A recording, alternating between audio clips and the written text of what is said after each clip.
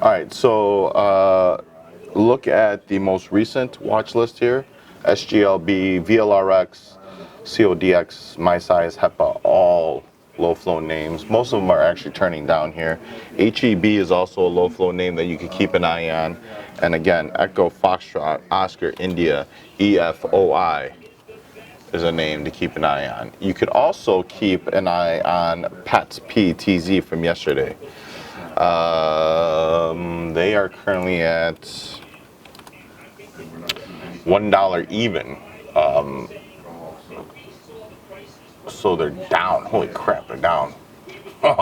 they're down quite a bit off of the close at 135. Look for a potential rally to fill the gap. That means there's 35 cents to the upside.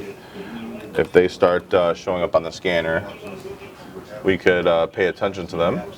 AYTU has potential. Volume has to sustain. BLRX up again. Preclinical trial data for CBD delivery using some sort of wearable device.